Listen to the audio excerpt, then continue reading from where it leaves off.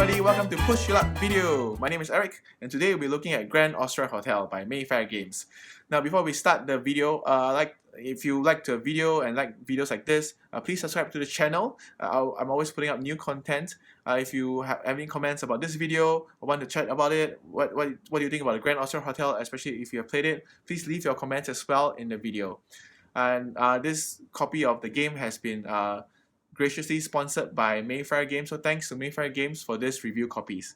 So what is Grand Austria Hotel? Now Grand Austria Hotel, it is a 2 to 4 player game. Right? It takes about 90 minutes to play, and it's by designer Simone Luciani and Virginio Gigli. Alright, it's also published by Mayfair Games. So in Grand Austria Hotel, players are hoteliers and they are managing their hotel. They're trying to get as many guests as they can satisfied and then move them into their rooms, which will then score them points. They're also trying to employ the best combination of employees, which will give you points as well. And at the end of the game, whoever has the most points will win the game. So let's take a look at the rules of Grand Austria Hotel, the components, how to play the game, and also my thoughts about the game. Alright, so this is the game components for Grand Austria Hotel. Now I do apologize, the table is a bit small, so I can't put everything together at the same time. So this I will be explaining the game in the bits and pieces as well. So there will be one main game board, so this is the main game board where you'll be keeping track of the points. Alright, there will also be objective cards, achievement cards that they'll be placed here as well. This is the Emperor track where players will be moving their tokens as well. This will be the round marker, and there will be also bonuses for the Emperor track here. This will be where all the new customers will be appearing, and this is where you can get the customers into your hotel. Alright, good components, nice sturdy board. I particularly like the back. Right, most of the time, most game companies at the back they'll just put like blank or black, but in this case it's a very nice iconography, very nice design. I really like this a lot. There's also, each player also get their own hotel card, hotel player board. Right, this is where you'll be placing your customers will be coming here. This is where you keep track of the number of money you have. Alright, and also this is where later on you'll be putting your customer cards below here as well. This is where you put all the different cubes of food that you have left over here. There's two sides to a player board, so depending on which side you play, they'll have different functionality, different benefits as well. Alright. Next, there's also a dice board. So this is also in the center where players will all have access to. Later on, when I explain the game, all the dice will be rolled. All the white dice, as you can see here. Alright, these are all the white dice. Alright, the nice wooden white dice. They'll be rolled, and then you will decide.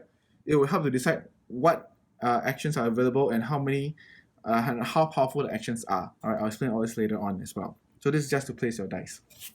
Okay, then you have all the cards. Alright, so these are all the different client cards. Alright, different backs, all the different client cards. The client cards will show you these are the requirements for the client. So the client will want to have all these things, and then after that, you can then move after you fulfill all of the cubes, you can then move the client into the room in your hotel, and you get points and you get benefits as well. Alright, so these are all the different clients.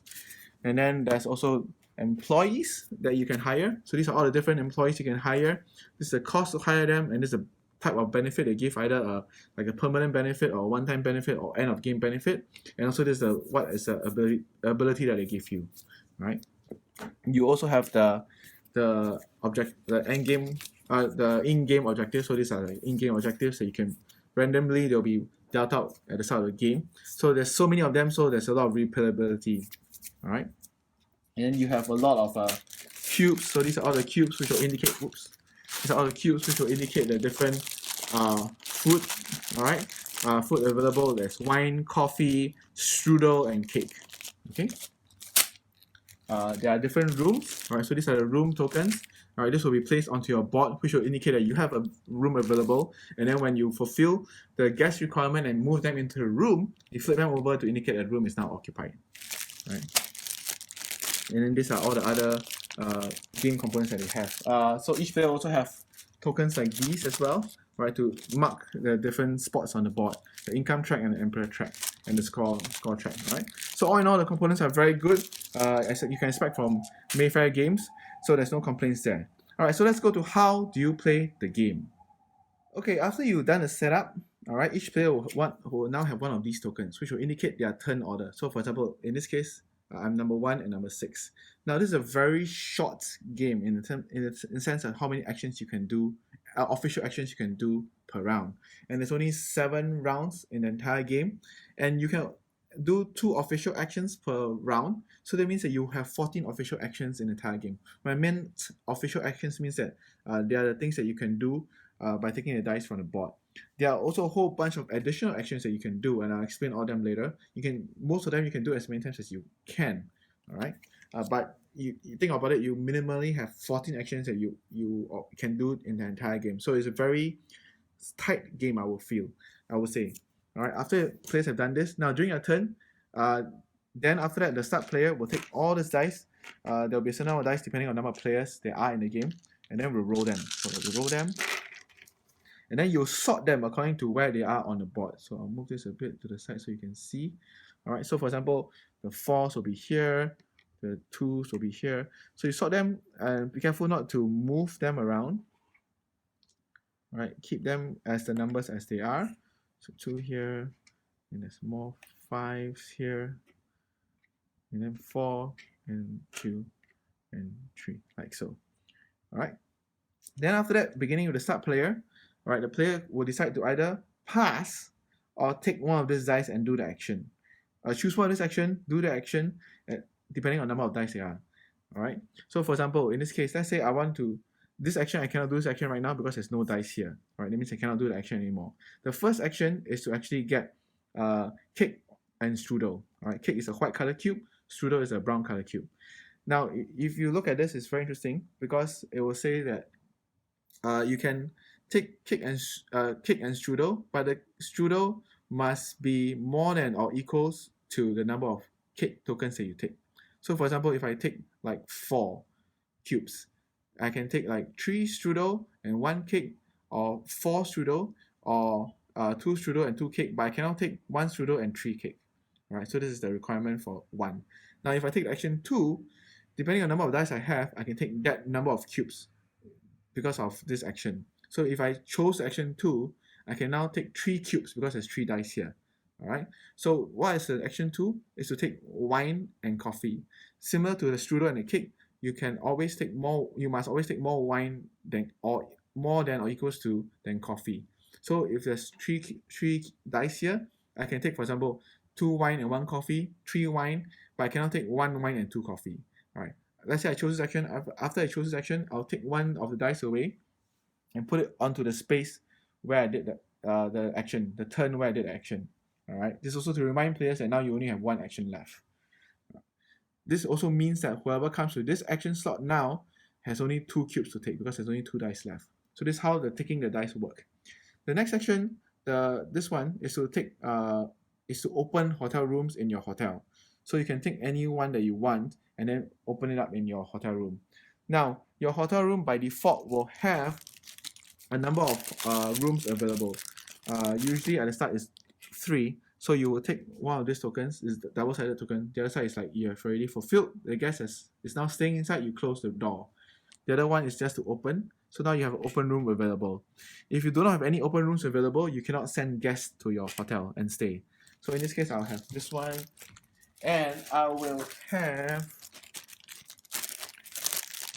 this one, and one more red. Alright. So in this case, since there's 3 dice there, I can take up to 3 rooms of my choice. Now the only condition about building is you must build rooms that are adjacent to existing rooms. So I can build anyone from here or here. Alright. And I can build upwards like so, or I can build upwards and can build this way like so. Alright. There's no requirement that you need to have structure below before you can build rooms above. As long as the rooms are attached to existing adjacent rooms, and that's fine. So it's interesting because if you cover any of these rooms, alright, that looks like this, alright, you get points. So this is 1 point, 1 point, 2 point, 2 point, 2 point. Now when you build rooms, you also must pay money. Alright, each player will start with 10 kronos at the beginning. If you build anything in the first level, you can see that it's 0. Second level costs you 1. Third level costs you 2. and then the last level costs you 3. Okay, so yeah, so that's how you can. So I can take 3 rooms, for example. So I can put like here, here, and here. All right. Now, why are the rooms important? Because later on, when you manage to satisfy them, you send customers to them, you cover it like so. And certain customers will have certain requirements. So the red customers will only stay in red rooms, yellow customers stay in yellow rooms, blue customers stay in blue rooms. There are green customers. Green customers can stay anywhere they want. So you can choose any of the rooms you want. And you must have a room open before you can shift a satisfied customer from your restaurant into the room and flip it over the other side. Right? So it's important to have rooms available for you. And also when you manage to complete a group of rooms, so you can see in this case, this 4 is a group, right? It's denoted by the lines and the columns. This 2 is a group, this 2 red is a group, this 3 blue is a group. Now when you fully satisfy them, that means you flip them over and close the rooms, you also get a certain benefit. All right, the benefits are listed on top here. Right, so for example, if depending on number of blue rooms in a group that I manage to satisfy, I'll get points. Right, so it's like 2.5, 0.9, and 15. This is money. So it depends on number of red rooms, I get money. And this yellow rooms will determine how many steps I move on the Emperor track. Right, Emperor track is this track listed here. Alright, I'll explain what this Emperor track does later on. Okay, so that's the third action. The fourth action, you are either getting, let me move this up a bit. Right, so the fourth action, right, you're either getting money or move up on Emperor track in any combination that you want. So in this case, there's 4 dice here. I could have done like 1 Emperor track and 2 money, for example. All right. The next action is this one, number 5. It allows you to hire people from your hand. All right, and the number of dice here, hire one person from your hand. Number of dice here will mean the discount that you will get when you're hiring the person. So, as I mentioned right at the beginning, so these are the employee cards that you have. All right, you start off with a certain number of cards in your hand. Okay, let's say I want to hire this person. All right, this person will give me a permanent benefit. Whenever I close a room, all right, I'll get $1 extra. All right, so if I hire this person, I usually need to pay 5 kroners to pay for this person and put it in front of me. Now, because of if I choose this action, there's a 5 kroner discount right now, so this person will be free. So I put this in front of me like so. All right, and then after that, I'll take 1 dice away. So the next person using this action will now have a 4 kroner discount.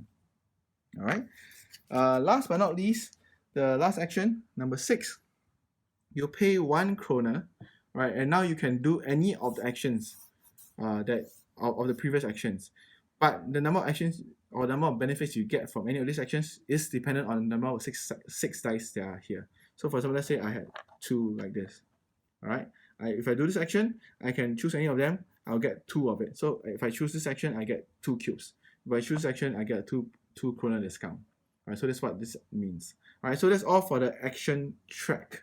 So I'll explain a bit more on the players and the main board track. Now, at the start of your turn, you can also get to choose one of these clients to add to your hotel in the restaurant area.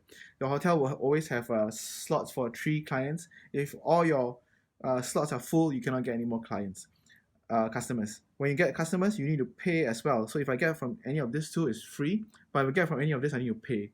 So you take this and put it into your hotel area, and then you take a new one and then you replace it like so. All right. In addition, there's also several free actions that you can do. All right, I'll explain the free actions right now first. It'll be easier. So it's all here. All right, once per turn, all right, you can pay 1 kroner to add 1 die on the chosen action. That means, for example, right now if I only 2 cubes in the getting the wine or coffee area, if I pay 1 kroner, 2 dice. If I get 1 kroner, I actually get 3 dice, so I get 3 cubes. The other actions you can do, you can pay 1 kroner to move up to 3 dishes and drinks from your kitchens into your guest cards. So sometimes you get more cubes than what you can fulfill. Usually when you get cubes and you have clients, right, you immediately put the cubes onto these clients. But if there's no clients that will take the cubes and the food that you have, you can always put them in the kitchen area. So this allows you to then pay 1 kroner to move 3 of them from the kitchen, the stock area, into any of your guests. Alright, next you can place a wooden disc on a politics cards if you meet the condition. So as I mentioned right at the beginning of the game, there'll be randomly determined this politics card. So they have a certain criteria that you need to meet before you can place your cube, your disc there. And if you place your disc there, you get a certain amount of points. So for example, in this case, first to reach 20 kroner, right, you get to put your disc here and get 15 points. Then the slot is locked up. So next to reach, we'll get 10 points. Next to reach, we'll get 5 points. Alright, these are all randomized. So for example, the last one, if you have 4 red rooms that are closed and 3 yellow rooms that are closed, you get 15 points, 10 and 5. Alright, so it's all 10 and 15, 10 and 5. So this is how you get points as well. Next, you can also use a staff card with a once per round effect. So once per round means that you get a benefit only once per round and you get that particular effect. Then you flip them over. At the end of each round, you get to flip all your staff cards that you flip over on the, you refresh them, then you can use them again for the next turn. Last thing, you can move one guest with completed order to a free room. So it's a completed order means that the guest will have all the cubes on it already. So it's completed, it's ready to, it has been satisfied, it has eaten all it has eaten, and now ready to move into your hotel room and sleep. Alright, so once it's full, you can now move in your hotel room. Now you can only do that if you have a free room. Alright, you have a free room and then you can flip the room over. Okay. Alright, so that's most of these actions. Again, you can do as many of them as you can, except for this one, only once per turn, and you can do it only during your turn. Alright, so what are other things you need to take note of? So there's a round marker that will keep moving here. When it comes to round 3, alright, at the end of round 3, there will be an emperor scoring. So what happens is that depending on where you are on this emperor track, you get a certain amount of points below. So where I am now, I'll get 4 points. Alright, depends on where you are. Then each of the emperor scoring rounds, you need to reduce the steps that you are by that number of steps. So for example, in round 3, after you score these points, you need to reduce it by 3. 1, 2, 3. In round 5, you need to reduce it by 5. 1, 2, 3, 4, 5. Alright. In round 7, reduce it by 7. After you reduced it, you now need to look at these emperor track benefits. Whoever is in this region, this yellow region, alright, will now be able to get this benefit. So in this case, you get 2 cubes of any type of that you want. Whoever is in the 0 region, alright, this dark region here, will get a negative penalty. So in this case, all the cubes that you have in your restaurant are now discarded. Alright, so it's very bad to be there. So in this case, like you get 5 kroner merely, and if you do not get it, you minus 5 kroner or you minus 7 points. So the penalty can be quite damaging if you do not manage your expectations correctly. Okay, so what else is there? Oh yeah, one last thing you can do, you can actually pass. So if you decide to pass, alright, doesn't mean that you lose your turn. So you pass, the next player will go, next player will go, next player will go. Once all players have either taken their action or passed for that turn, alright, whoever has the lowest number that pass will take all the dice that there is. Remove 1 dice from the collection. Alright, that was on the board here. Remove 1 dice, take all the remaining dice, roll them, and sort them out again. And then the player with the lowest number will now get to do one of the actions. So in this way, if you have dice that you could not do any action, alright, or you did not want to do any action, you could pass, wait, discard 1 dice, and then push your luck and see whether the new roll will give you better options. Alright, sometimes it's better to do that to see whether you can maybe do the action that you really want rather than do an action that you that is substandard and will not give you the benefits that you want. Alright, so you can keep doing this until there's no more dice left, and then you cannot do any action again, and you need to pass and you're out for this turn. Alright, so that's one other thing you can do. So that's it. At the end of 7 rounds, there'll be endgame scoring. Some of the employers will give you endgame scoring. You also get points as well. So let's bring up the endgame scoring criteria here.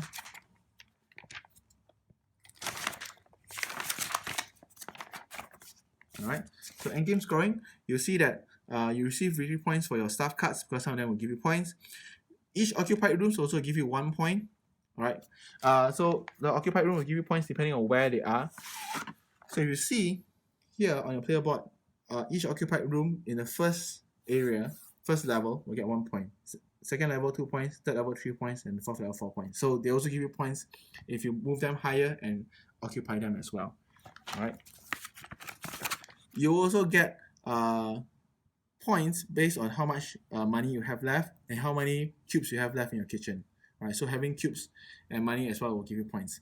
Now, for each guest that you have left in your cafe area, you actually minus 5 points. So it's very important not to overstretch yourself and have guests left at the end of the game. All right, and then whoever has the most points will win the game. So that's it. That's all there is for Grand Austria Hotel. Let's go to my thoughts about the game. So what do you think of Grand Austria Hotel? I really like it.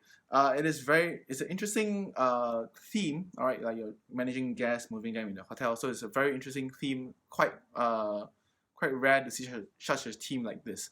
And it's a very Euro style game. I would say that it's a medium weight Euro style game.